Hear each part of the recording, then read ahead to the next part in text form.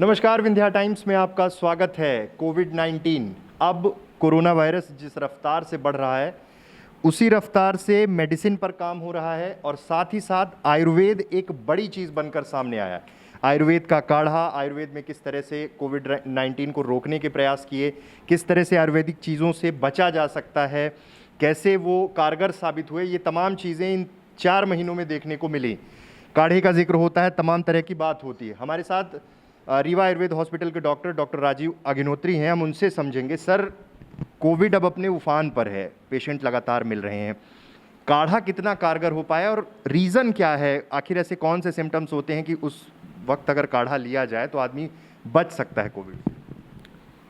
जब कोविड शुरुआत जनवरी में हुआ, सबसे पहले चीन के वुहान शहर से चालू हुआ। वहाँ पे क्या है, चीन और जितने भी नॉर्थ पोल की कंट्रीज़ हैं वहाँ पे ठंडे प्रदेश हैं, और जो ये हो रहा है ये मुख्य रूप से सार्स वायरस के कारण हो रहा है। इससे पहले 2002-3 में इसका आक्रमण हुआ था। इसकी नेक्स्ट जनरेशन ये कोविड-19 जो आया है, तो वहाँ पे क्या हुआ, ब्रीदिंग की इसलिए जो मुख्य रूप से सिम्टम हैं वो है बुखार, डिप्सनिया यानी सांस लेने में तकलीफ़, और ड्राई कफ, बार बार सूखी खांसी आना। इस कारण से जो दिक्कतें हो रही हैं, तो सांस जो मृत्यु होती है जिस कारण से लोगों को डर है, वो सांस लेने में तकलीफ़ होने के कारण से होती है। तो इसमें होता क्या है, लोअर रिस्पिरेटरी ट्रैक्ट डिसऑर्डर, मतलब यदि सांस के उसके क्या कहते हैं, श्वास नली को 2 भागों में बांटा जा सकता है, ऊपर का भाग, नीचे का भाग। नीचे के भाग में मुख्य रूप से फेफड़ा आता है, तो फेफड़े में क्या हो जाता है, म्यूकस का जमाव इसमें बढ़ जाता है। जब म्यूकस एल्वियोलाइज जो छोटी सबसे उसकी छोटी वो स्ट्रक्चर फंक्शनल यूनिट जो होती है वो एल्वियोलाई होती है, एक छोटे से फुग्गे के समान होते हैं, गुब्बारे के समान। तो उसमें क्या होता है, म्यूकस जब भर जाता है और जो फेफड़े का काम है वो एयर को जाके खून में इसको प्रोवाइड करना, ब्लड को एयर प्रोवाइड करता है। तो उसके कारण से जब म्यूकस वहाँ पे जम गया तो उसके कारण से एयर प्रोवाइड नहीं हो पाती जो प्रॉपर वे पे, तो उसको सांस लेने में तकलीफ़ होने लगती है और डिस्पनिया ज़्यादा बढ़ जाता है और मृत्यु हो जाती है। जहाँ था कि चीन और ये अमेरिका वगैरह जितनी भी ठंडी कंट्रीज़ हैं वहाँ पे ब्रीदिंग समस्या ज़्यादा है। यहाँ के ये इतना जो यहाँ पे क्या होता है कि मानसून है, गर्मी है, ठंडी, मतलब हर सीज़न आता है, तो यहाँ की इम्यूनिटी वहाँ की अपेक्षा ज़्यादा अच्छी है। उसके बाद भी यहाँ पे मृत्यु दर है, इतना ऐसा नहीं कि 0 मृत्यु दर है। अब आ गए अपन की कोविड-19 होता क्यों हो, ये वायरल डिजीज़ है। हम जब 8वीं 10वीं पढ़ते तो बच्चों को पढ़ाया जाता है कि virus is the connecting link between the living and non living, मतलब वायरस जो है सजीव और निर्जीव के बीच की कड़ी है। उसमें कुछ कैरेक्टर सजीव के होते हैं, कुछ निर्जीव के होते हैं, तो इसी कारण से निर्जीव होने के कारण से उसको मारा नहीं जा सकता, और जो मारा नहीं जा सकता तो उसके खिलाफ कोई भी दवाई कारगर होती नहीं। इससे पहले जैसे HIV, एड्स, पोलियो, और पोलियो के अलावा रेबीज़, हेपेटाइटिस बी, जितनी भी वायरस संबंधी इनका आज तक इनका कोई इलाज नहीं आया। जो भी आई है वैक्सीन आई है, टीका आया है। टीके का मतलब कि हम या तो डेड वायरस या तो उसी से जुड़े हुए जो वायरस से संबंधित जीन हैं उनको हमारे बॉडी में डाल दिया जाता है। डालने के बाद उनके लिए हमारे शरीर में एंटीबॉडी बनती है और उसके लिए हम प्रतिरोधी हो जाते हैं, लेकिन आज तक इसका ट्रीटमेंट बना नहीं। आयुर्वेद जो है 5000 सालों से है और तब से आज तक कारगर है। कभी भी वायरस डिजीज़ पहले भी इसके खिलाफ अच्छा कारगर इलाज था। मैं नहीं कहता कि 100% है, लेकिन अन्य पैथियों की तुलना में बहुत अच्छा कारगर है। और इसका पहला उद्देश्य ही है स्वस्थ से स्वास्थ्य रक्षण, मतलब स्वस्थ व्यक्ति जो है उसके स्वास्थ्य की रक्षा करना।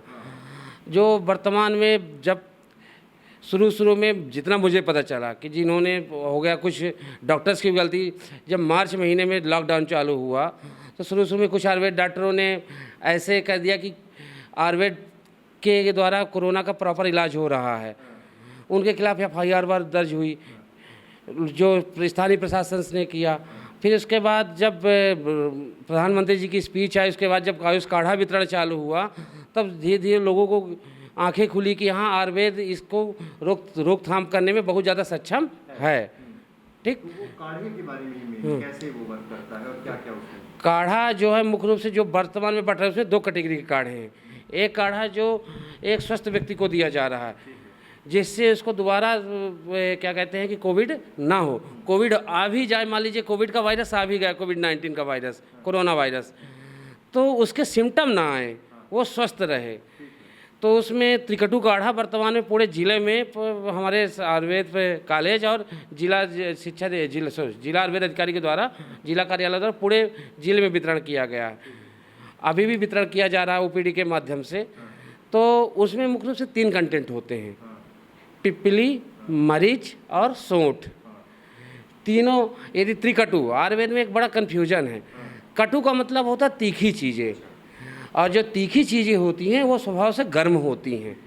ठीक, गर्म स्वभाव होने के कारण से ये म्यूकस जो फेफड़े में जमता है उनको जमने नहीं देती हैं। ठीक है ना। तो जब म्यूकस ही नहीं जमेगा तो जो ब्रीदिंग की समस्या आ रही है, बार बार डिफ़िकल्टी इन ब्रीदिंग, सांस लेने में समस्या, वो बढ़ नहीं पाती। और जब बढ़ नहीं पाती तो आदमी, कोरोना आया भी, सिम्टम भी आए, और 14 दिन में जो उसका रिकवरी रेट है उसके बाद वो रिकवर भी हो जाता है।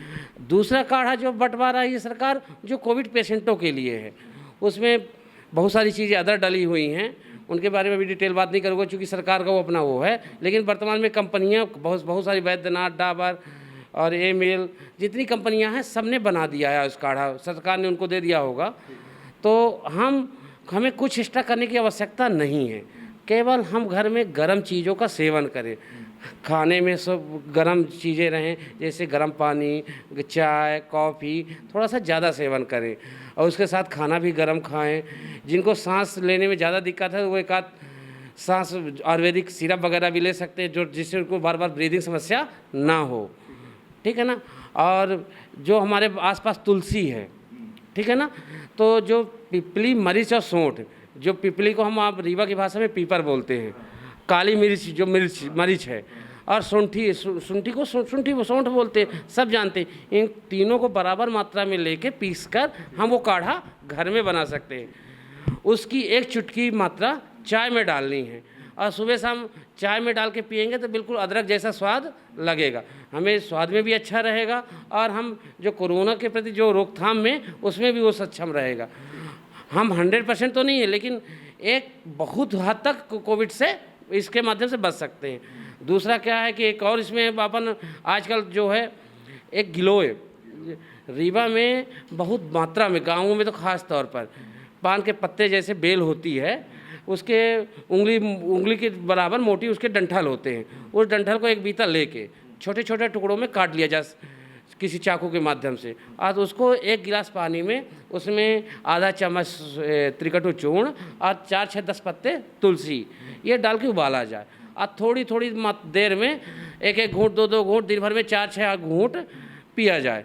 तो ये तो मैं गारंटी से कह सकता हूँ कि जिसको पूर्व में कोई बीमारी नहीं है या बहुत जर्जर अवस्था नहीं है, तो उसको उस पर कोविड का बहुत ज़्यादा इफेक्ट नहीं होगा।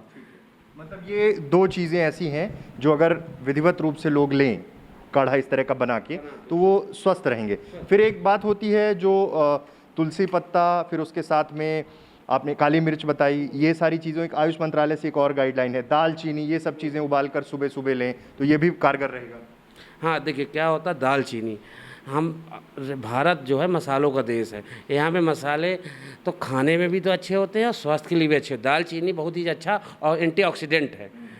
इसमें देखिए जो काढ़ा बनाया गया है, उसका काढ़ा, उसमें गिलोय जो है इम्यूनिटी बूस्टर है। जो दालचीनी है वो क्या होता है, एंटीऑक्सीडेंट के रूप में काम करता है। शुंठी का जो सोंठ होती है वो गले के जो सोर थ्रोट है, जिनमें गले में कुछ चुभन है, गले में कोई दिक्कत है, खराश है, वो गले को ठीक करती है। उसके साथ काली मिर्च और पिपली जो है वो एंटीबैक्टीरियल बहुत अच्छा काम करती है। तो सरकार ने इन सब का कॉम्बिनेशन बना के काढ़ा बनाया। तो हमें कहीं बाहर से भी लेने की आवश्यकता, हमारे घर में ये सब चीज़ें, दालचीनी उपलब्ध है, काली मिर्च उपलब्ध है, सौंठ उपलब्ध है, पीपर उपलब्ध है, तुलसी उपलब्ध है, गिलोय उपलब्ध है। हम क्यों बाहर किसी से मांगे? हम थोड़ी मात्रा में थोड़ी सी मेहनत की आवश्यकता है, उनको बराबर कूट पीस के बराबर करें और डेली उपयोग करें। ये जिम्मेदारी साथ है कि जैसे रीवा का रिकवरी रेट अन्य शहरों की तुलना में ज़्यादा है, वर्तमान में हो सकता है कि जो डेथ रेट है वो 0 हो जाए।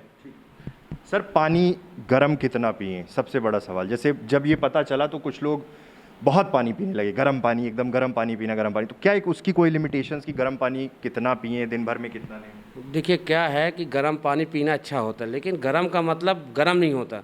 एक होता है गुनगुना शब्द है, गुनगुना पानी पीना है, हाँ, ल्यूक वार्म, यदि इंग्लिश में वर्ड है ल्यूक वार्म, तो हल्का गुनगुना जो पानी होता है वो बेहतर होता है। उसको भी दिन भर लेने की आवश्यकता नहीं है।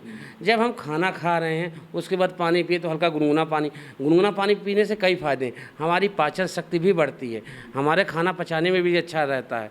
लेकिन इसके लिए कि दिन भर सुबह से शाम तक गुनगुना पानी ही पीते रहे, ये भी कोई वो नहीं। हाँ, जितना पानी पी रहे हैं उतने उस पानी को हम हल्का ल्यूक वार्म के रूप में ले सकते हैं। तो कुल मिलाकर जिस तरह से रिकवरी रेट है और भारत में जिस तरह से आयुर्वेद ने पहले काम किया है, बहुत महत्वपूर्ण हो जाता है कि हम उन तमाम चीज़ों का जो सर ने अभी बताई, उन चीज़ों का अगर सेवन करें तो कोविड से बचा जा सकता है। बाकी जब तक वैक्सीन नहीं आती तब तक आयुर्वेद के माध्यम से आप और हम सुरक्षित रहें, इन चीज़ों को फॉलो करें तो निश्चित ही कोविड से ये जंग हम बड़ी आसानी से जीत सकते हैं।